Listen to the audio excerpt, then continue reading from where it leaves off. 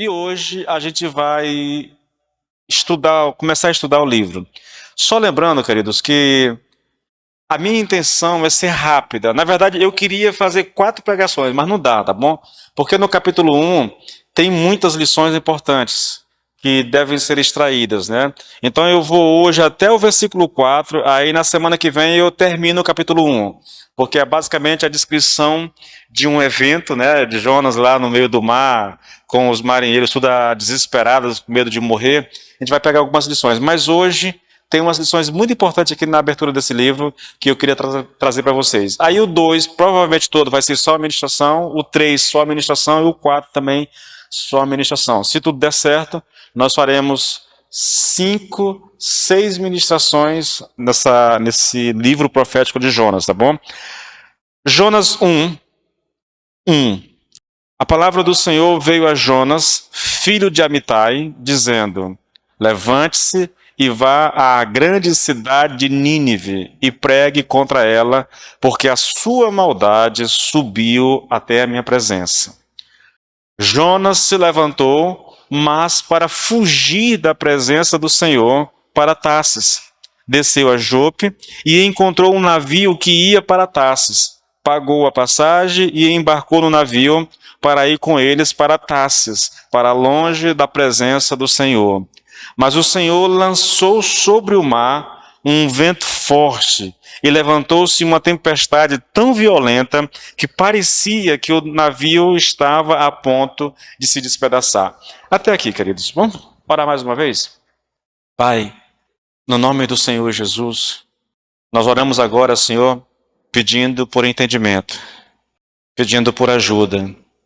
Que o Teu Espírito, Senhor, meu Deus, ilumine o nosso entendimento, Pai, e que possamos extrair daqui, Senhor, lições preciosas para nossas vidas no nome do Senhor Jesus. Pai, use a palavra, que o Espírito use a palavra, Senhor, de maneira que sejamos edificados através da Tua palavra, em o nome do Senhor Jesus. Amém e amém. Amém, queridos. Então nós vamos olhar para o texto, tá bom? Lembrando, querido, não é um livro doutrinário, tá bom? Como é Romanos. Romanos é uma carta totalmente doutrinária, e por causa disso, a gente gasta muito tempo estudando palavras, né? Algumas sentenças, e algumas doutrinas que vão surgindo na carta que nós vamos estudando. Aqui não, é um livro profético, mas que, diferentemente de todos os outros que nós temos nos livros proféticos, ele conta a história de um profeta fujão que não queria fazer aquilo que Deus ordenou.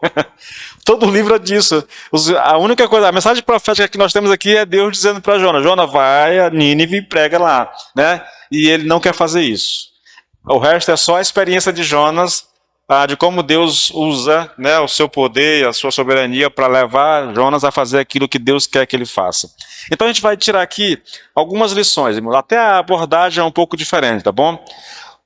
Começo dizendo uma coisa. Jonas, e eu faço isso por causa da crítica que há a respeito do livro, né?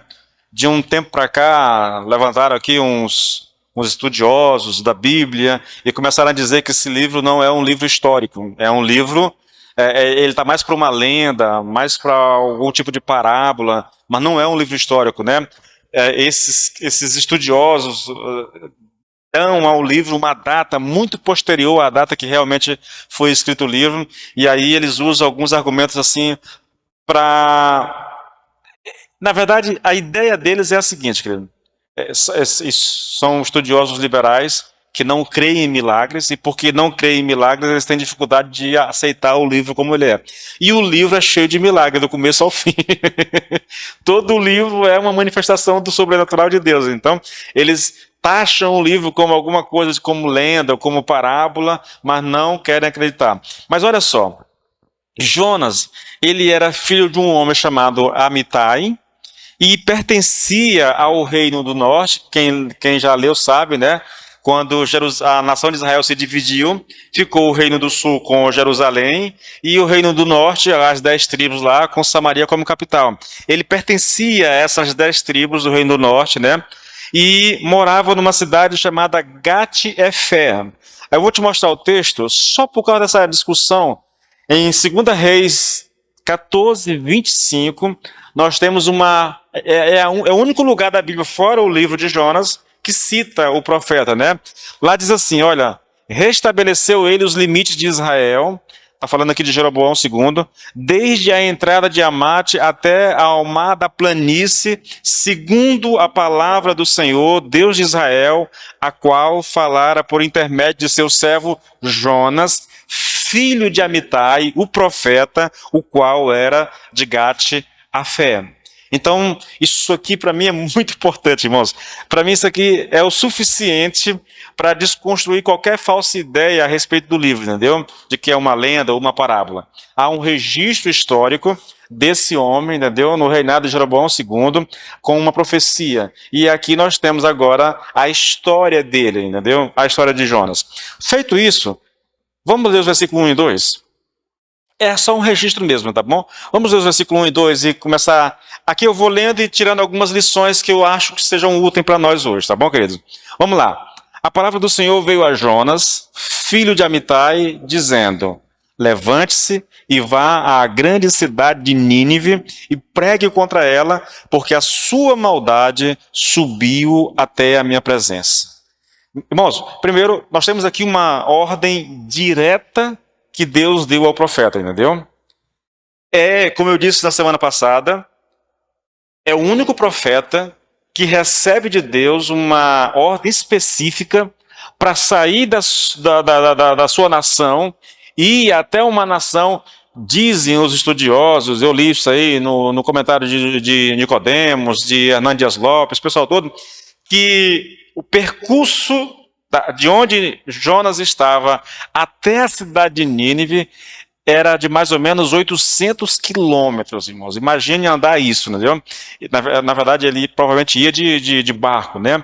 Era esse o percurso, entendeu? Então é o único profeta que recebe de Deus uma ordem direta para sair da sua cidade e ir até uma nação estranha para pregar a ela, entende? A ordem é direta, irmãos. Deus foi até Jonas e deu uma ordem pessoal, uma ordem específica, uma ordem direta. Vá à cidade, à grande cidade de Nínive e pregue contra ela.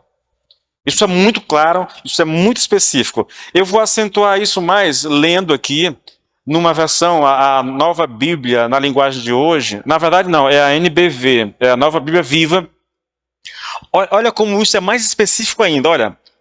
É Deus falando para Jonas: apronte-se e vá à grande cidade de Nínive e anuncie a seus habitantes esta mensagem do Senhor: vou destruir essa cidade por causa de sua grande maldade. Seus pecados são tão horríveis que chegaram até a minha presença. Essa é a mensagem que Deus deu a Jonas para que ele pregasse lá. Bom, é certo aqui, querido, afirmar que Jonas percebeu a intenção de Deus em favor de Nínive. E por isso, a reação dele, do profeta, à ordem do Senhor, foi tão brusca, irmãos. Quando Deus diz para Jonas ir lá, eu vou falar isso daqui a pouquinho, mas ele na hora ele entendeu o que estava acontecendo. Se você voltar um pouquinho para os profetas, Isaías, eu até dei uma olhada hoje, Isaías, Jeremias, Ezequiel, sempre que Deus fala para uma nação, ele dá uma palavra ao profeta dizendo o que vai acontecer com a nação. Aqui é diferente.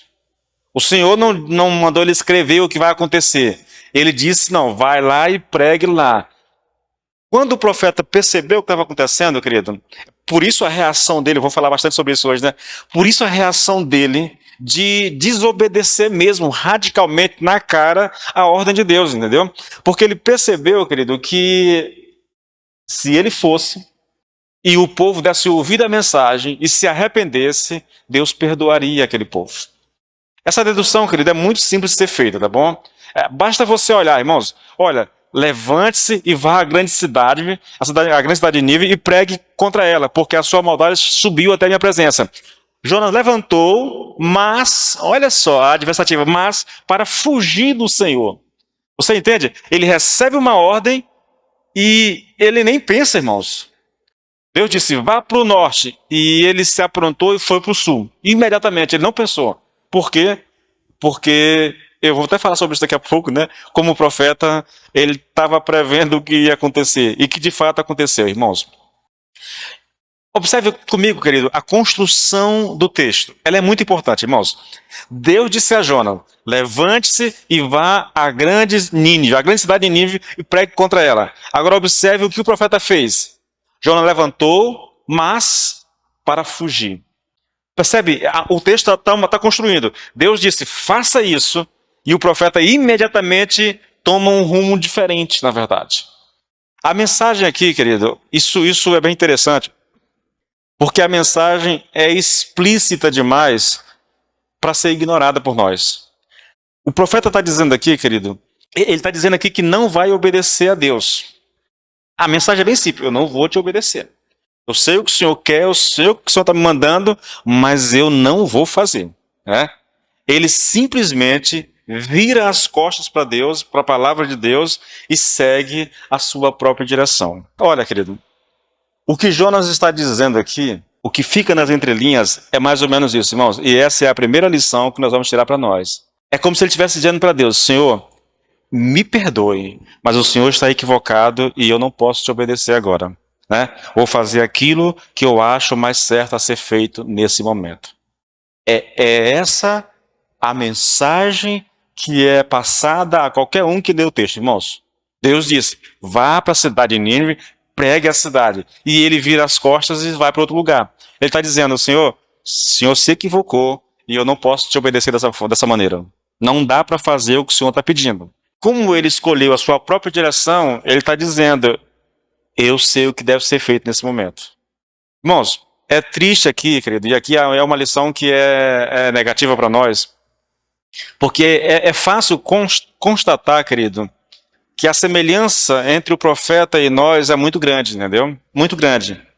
A nossa atitude em relação a Deus hoje demonstra muito disso aqui. Olha, eu pergunto para vocês: como é que nós reagimos quando nós nos deparamos com um mandamento de Deus que nós não concordamos? Você já parou para pensar sobre isso?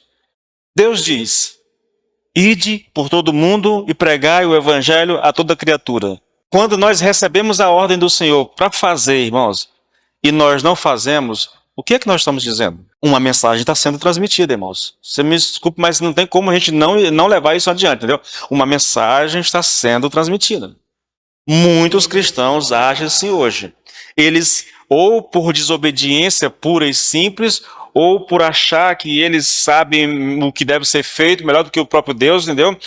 Porque, irmãos, quando Deus me dá uma ordem e eu desobedeço, eu estou transmitindo uma mensagem, entendeu? Olha, você quer ver uma outra coisa? A palavra nos manda amar o nosso próximo como a nós mesmos. Quando nós não fazemos isso, nós estamos agindo de maneira semelhante a Jonas. Muito semelhante. Jonas vai para Nínive e ele simplesmente não diz nada para o Senhor. Né? Não disse nada. Ele só arrumou suas coisas e pegou uma estrada completamente diferente daquela que Deus disse. Muitos de nós, querido, nós agimos assim. Eu citei aqui um monte de exemplos, né? Há um mandamento claro, específico para a igreja do Senhor: ide por todo mundo e pregar o evangelho. Poucas pessoas fazem isso. Ame o seu próximo como a si mesmo. Sede santos, porque eu, vosso Deus, sou santo. Vamos lá, aquilo que eu falei domingo passado: trazei todos os dízimos à casa do tesouro. Negue-se a si mesmo, tome a sua cruz e siga-me. Obedeça aos seus pais. Todos esses são mandamentos muito específicos, muito claros nas Escrituras, mas que muitas pessoas se recusam a obedecer. Ou porque eles acham que a Bíblia é antiquada, ou porque eles têm uma compreensão na mente deles de que Deus está equivocado com relação ao mandamento, né? E que há um jeito melhor de viver isso, o jeito da pessoa, o jeito que ela entende, a maneira como ela compreende. Mas o fato é que quando nós agimos dessa forma, nós nos igualamos a Jonas. Esse é um fato, querido. E essa é uma lição que infelizmente a gente percebe muito, principalmente quem é pastor, que acompanha a vida da igreja. Você percebe isso muito claramente na vida de muitas pessoas. Eles tinham uma palavra específica, irmãos. Deus foi até ele. Como que isso aconteceu? A gente não vai entrar em detalhes aqui. Mas o fato é que aconteceu. Deus foi e disse: faça isso. E ele simplesmente virou as costas e não fez. Na verdade, fez o contrário do que Deus disse para fazer. A pergunta que vem, irmãos, é a seguinte: o que levou o profeta a agir dessa maneira? E a resposta é assustadora, irmãos. Sabiam?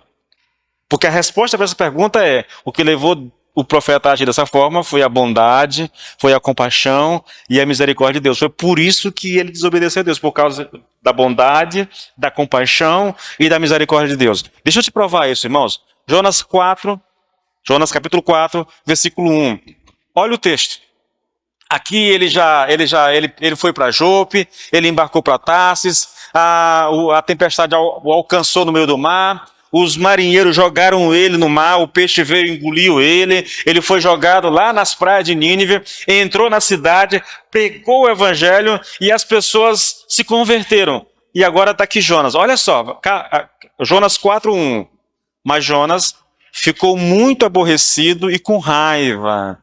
Ele orou ao Senhor e disse: Ah, Senhor, não foi isso que eu disse estando ainda na minha terra? Por isso me adiantei fugindo para Tarsis, pois eu sabia que tu és Deus bondoso e compassivo, tardio em irar-se e grande em misericórdia, e que muda de ideia quanto ao mal que anunciaste. Ao que tudo indica, Jonas disse para Deus: Senhor, eu não vou. Eu não vou, porque se eu for pregar e esse povo se arrepender, o Senhor vai mudar de ideia. Então eu não vou, na verdade. Porque, irmãos, está aqui, ó. Não foi isso que eu disse estando ainda na minha terra? O Senhor é um Deus bom, o Senhor é um Deus misericordioso, o Senhor é um Deus compassivo, né? Tardio em irar-se, e que muda de ideia quando as pessoas se arrependem. O profeta sabia o coração de Deus, irmãos. E porque ele sabia o coração de Deus, ele desobedeceu a Deus. Nos comentários de Nicodemos, da Hernandes Lopes, eles exploram isso aqui demais, sabiam? Porque eles dizem que nós somos muito semelhantes a Jonas. O Nicodemos mesmo fala: pensa em alguém que te magoou profundamente, alguém que te prejudicou muito, e o Senhor vem e diz assim: ore por ele, para que ele seja salvo. E a nossa reação é dizer: não, Senhor, você me perdoe, mas eu não quero que ele seja salvo, não. Eu não quero que ele seja perdoado, não. Esse foi o motivo, irmãos, que levou Jonas a agir como ele agiu. Foi por isso que ele foi desobediente e virou as costas para Deus. E a pergunta vem, né? E por que Jonas não queria, querido, que Deus perdoasse os habitantes de Nínive? A resposta, irmãos, é porque há algumas respostas, mas a primeira é porque a Assíria, né, cuja capital era Nínive, a cidade onde Deus enviou o profeta, era uma nação muito poderosa e inimiga de Israel. Mais ainda, entendeu?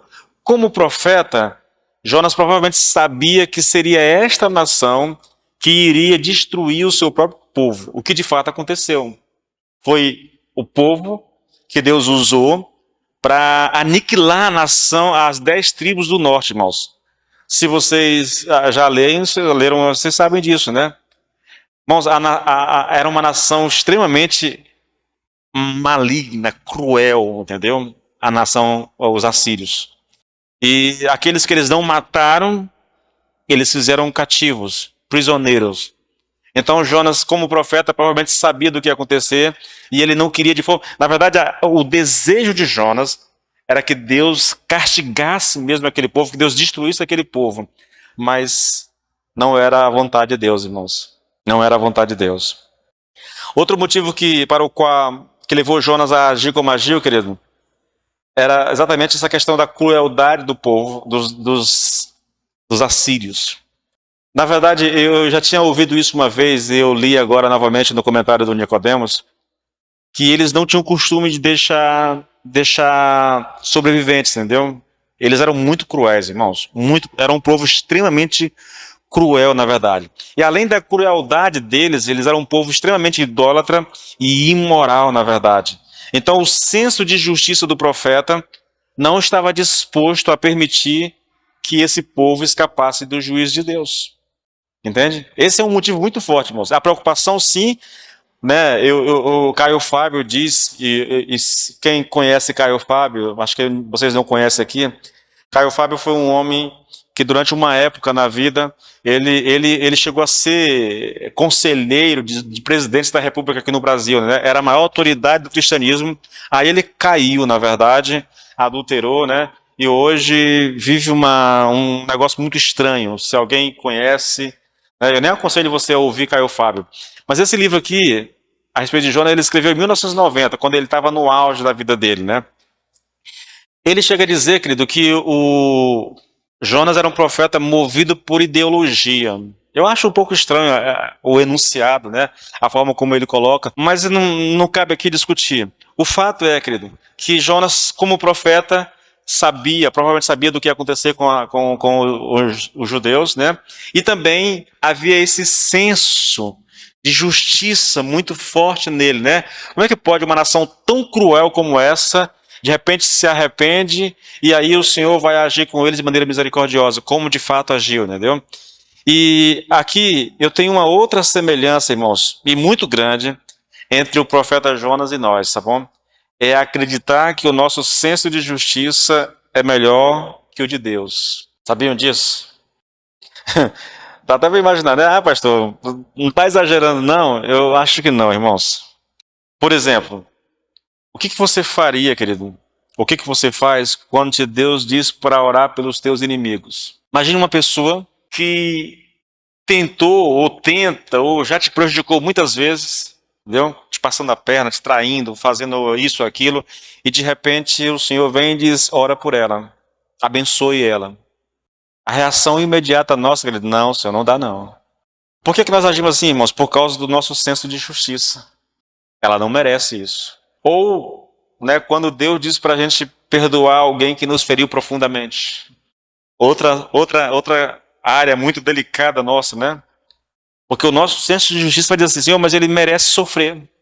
Já que ele me fez sofrer, então que ele pague também pelo que fez, entendeu? É interessante, irmãos. Deus conhecia aquele povo melhor do que nós. Deus sabia o que aquele povo ia fazer. Na verdade, foi o próprio Deus que levantou aquele povo para punir a nação de Israel. No entanto, ele envia o profeta para pregar, sabendo que o povo vai ouvir a mensagem, vai se arrepender e o Senhor vai ser bondoso com eles. Entende? O senso de justiça, irmãos, essa é uma coisa muito, muito particular do crente, né? Nós achamos que o nosso senso de justiça é mais apurado do que o de Deus. E nós baseamos isso, irmãos, nos nossos sentimentos, nas coisas que nós já vivenciamos, entendeu? Isso é um perigo muito grande, querido, nosso como cristão, viver por essa perspectiva. Olha, o nosso pior inimigo, se é que nós temos inimigo, né, merece o nosso perdão e merece que a gente ore por ele.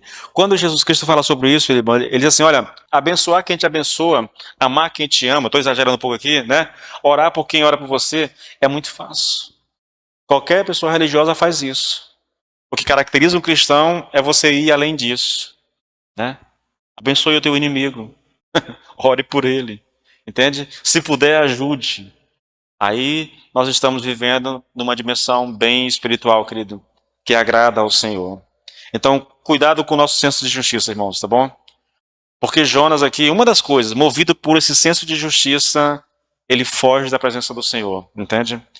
Voltando para o texto, irmãos. Agora, 2, 3 e 4. Nós vamos terminar de construir esse texto aqui para tornar ele mais interessante. 2. Levante-se e vá à grande cidade de Nínive e pregue contra ela, porque a sua maldade subiu até a minha presença. Jonas se levantou, mas não para obedecer a Deus. Se levantou, mas para fugir da presença do Senhor para Tarsis.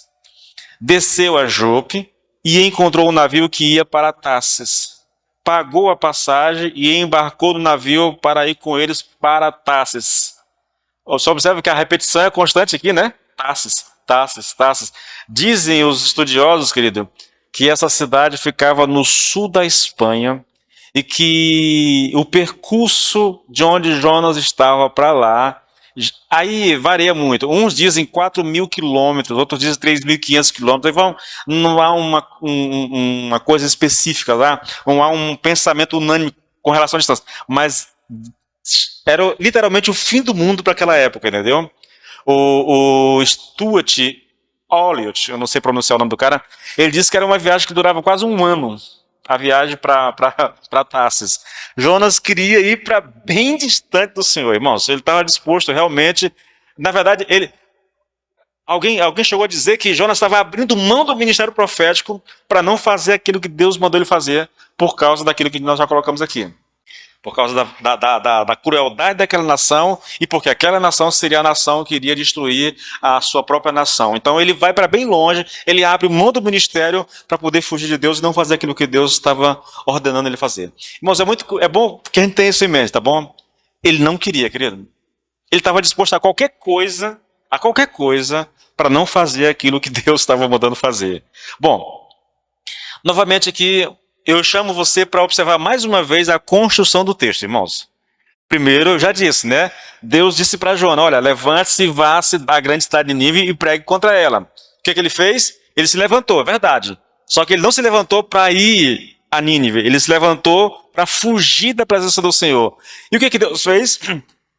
Quando ele fez isso, o texto, a construção de novo, irmãos, olha, mas o Senhor, né, outra adversativa, o Senhor foi atrás de Jonas. Ele fugiu e o Senhor foi atrás do profeta fujão. Entendeu? Agora escute. Deus esperou Jonas caminhar até a cidade de Jope, provavelmente aqui uma distância de 80 quilômetros. Ele foi até Jope. Ele esperou o profeta comprar sua passagem, entrar no barco, né, e pensar que estava tudo bem. Já tinha se passado vários dias de Jope, até da cidade dele até Jope. Ele está lá no barco, ele está dormindo tranquilamente, irmãos. Quando o Senhor vai atrás dele e faz isso usando a sua soberania, usando a sua glória, o seu poder. Olha, queridos, uma das características interessantes aqui nesse texto e nessa narrativa que nós estamos estudando. Primeiro, Jonas é um profeta. Segundo, ele conhece a Deus. Tá? Não era um inexperiente, não era alguém que estava começando o ministério. Ele já conhecia Deus. Acontece uma coisa com Jonas que é estranha, irmãos. Ele realmente acreditou que poderia fugir de Deus. Quando você vai olhar a oração de Jonas no capítulo 2, a oração dele é uma compilação de vários salmos. Então, ele era alguém que conhecia muito, a ponto de citar de cor.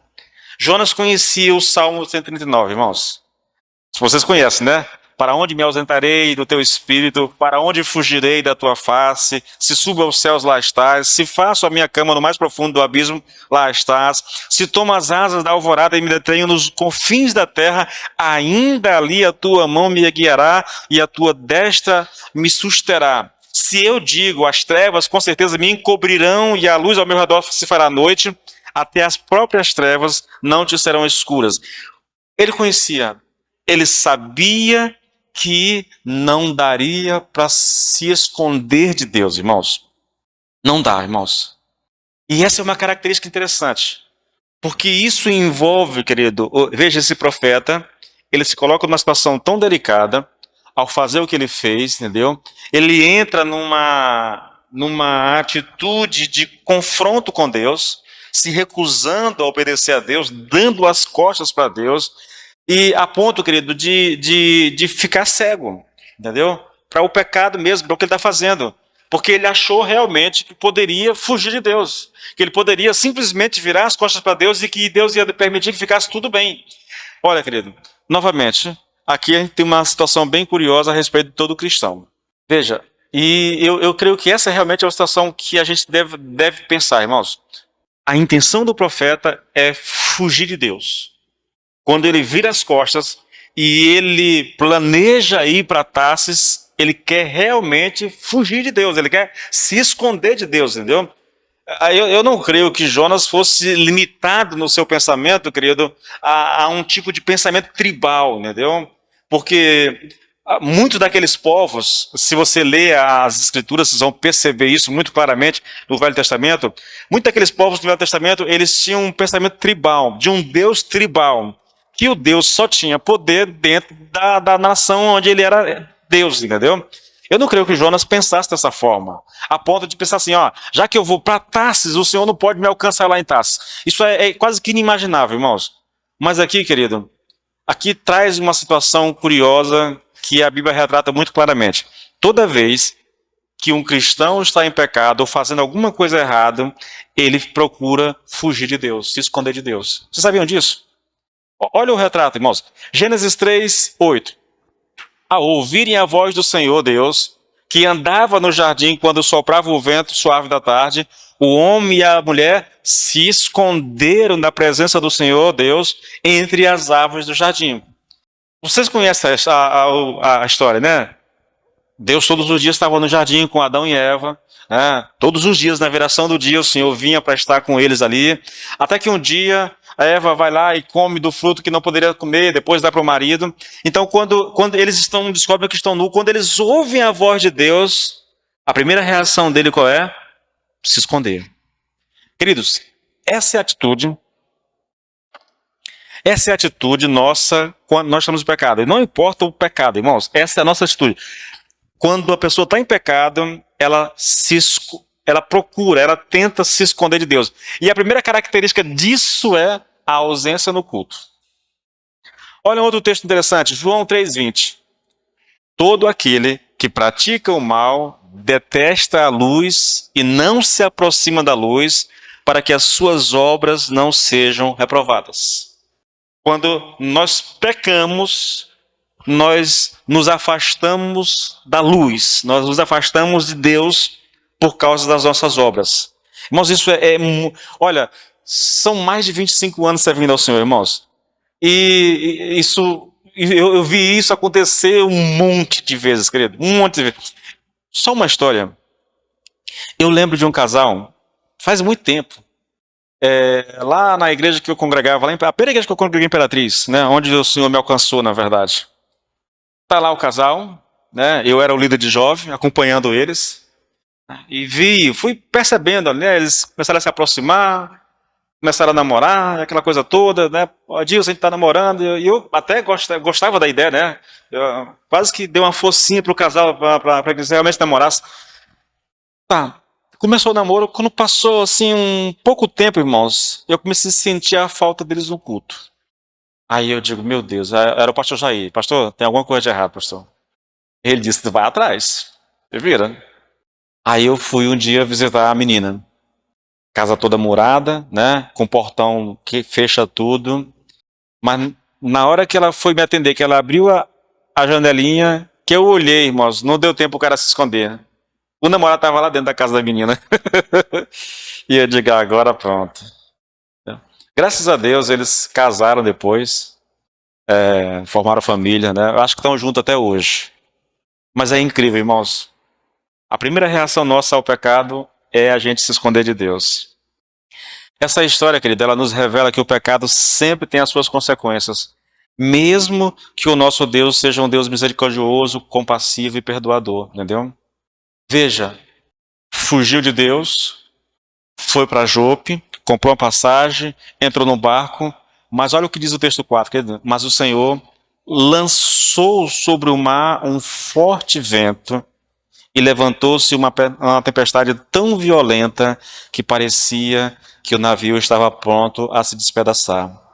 Hernán Dias Lopes diz o seguinte, olha, Deus não enviou a tempestade para destruir Jonas, mas para fazê-lo retornar ao caminho certo. Aí ele continua dizendo, as tempestades de Deus são pedagógicas. Elas nos tomam pela mão e nos colocam no caminho de volta. Eu concordo, irmãos. Mas, pelo conhecimento da palavra que eu tenho, é raro um profeta, um homem de Deus, desobedecer uma ordem direta de Deus e ele se dá bem depois, entendeu? É raro isso.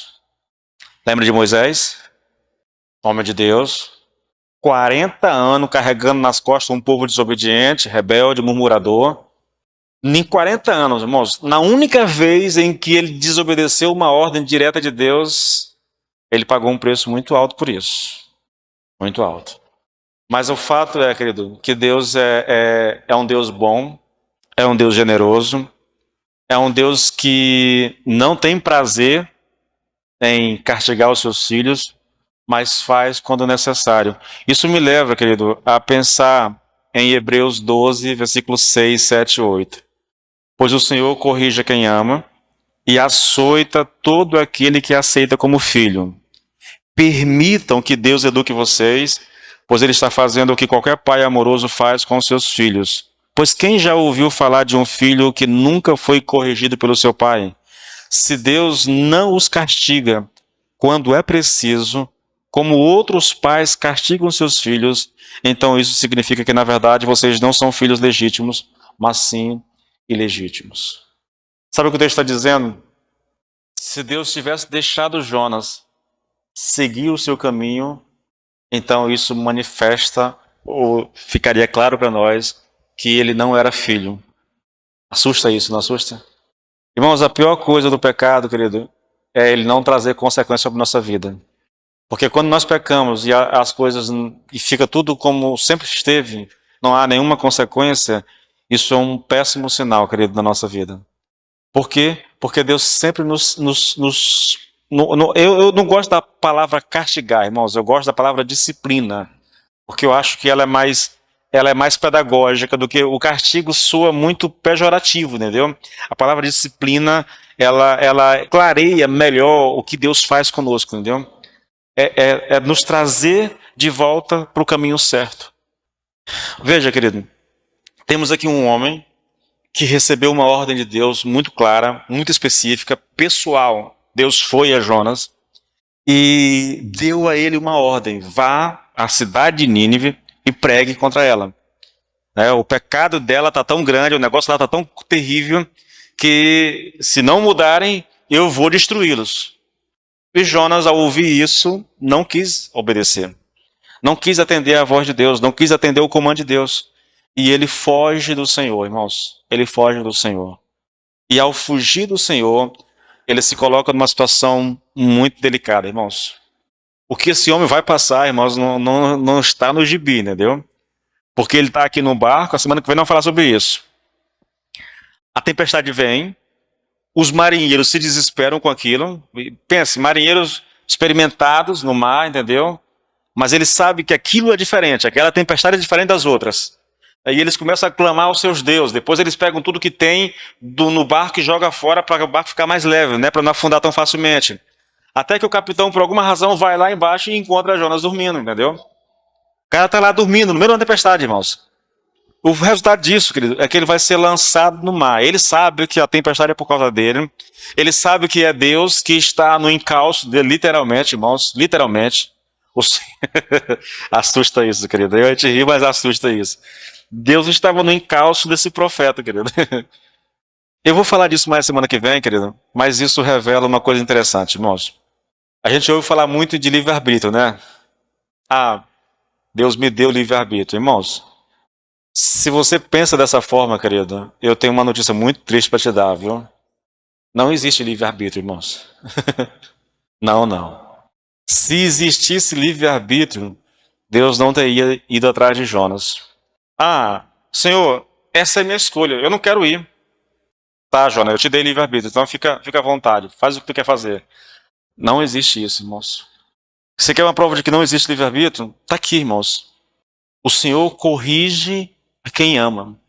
Ele açoitar aqui, irmãos, é bater com vara, entendeu? A ideia é essa. Açoita quem ele recebe como filho. Pensa no pastor de ovelhas.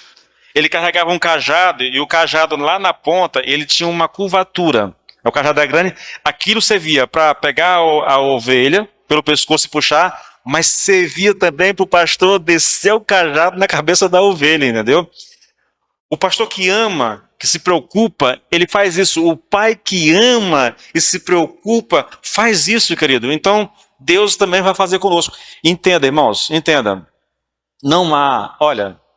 Eu ouvi ontem, na verdade, né? Pastor, é porque Deus deu livre-arbítrio, né? Eu digo, Não queria entrar na discussão, não queria, né, prolongar aquela conversa, fiquei calado. Mas, irmãos, as únicas pessoas que de fato possuíram livre-arbítrio nessa terra, né, é lógico, com exceção de Jesus Cristo, que isso não vai nem contar na verdade, foram Adão e Eva antes do pecado.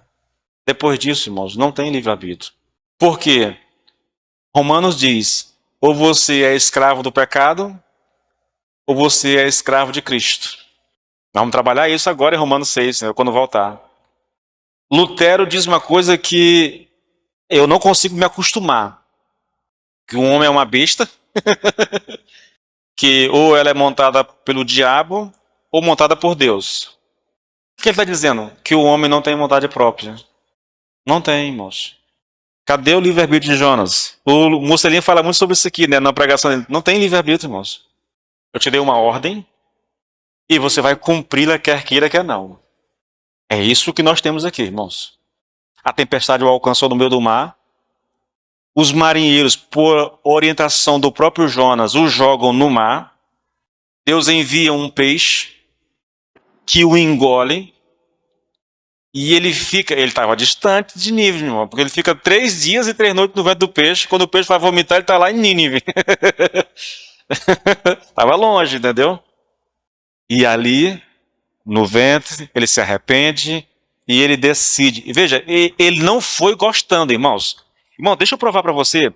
Ah, Jonas se arrependeu e foi fazer. Não, o Jonas foi contra a vontade, irmãos. Deixa eu te mostrar bem aqui. Ele não queria, irmãos. Mesmo depois de... Irmãos, Jonas passa a discutir com Deus como se fosse assim, um igual com Deus. Olha só. Jonas 4. Deixa eu pegar o texto. Tá aqui, olha só. Então Deus perguntou a Jonas: você acha que é razoável essa sua ira por causa da planta? Jonas respondeu: é tão razoável que até quero morrer. E o Senhor disse: você tem compaixão de uma planta que não lhe custou nenhum trabalho, você não a fez crescer, numa noite ela nasceu e na outra seguinte desapareceu, e você não acha que eu teria...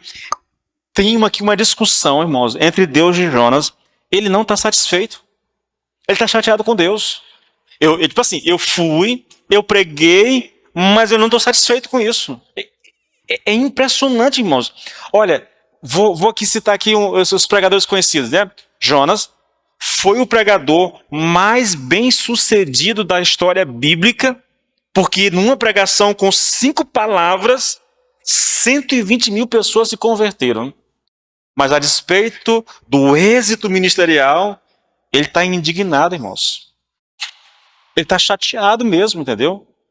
Então, Deus teve que literalmente curvar, dobrar o profeta para que ele fizesse a sua vontade. Porque é isso que mais é ressaltado no livro de Jonas, irmãos. Deus é soberano, ele está no controle da história, ele está no controle da vida do ser humano, ele controla a natureza, os ventos, os mares, ele controla o peixe, ele controla as árvores, ele controla tudo, irmãos. Tudo está debaixo do poder de Deus. É isso que mais se ressalta nesse livro. A grandeza, a onipotência, a onisciência, a soberania de Deus é uma coisa impressionante no livro de Jonas. É impressionante. E fica para nós aqui uma lição bem simples, querido.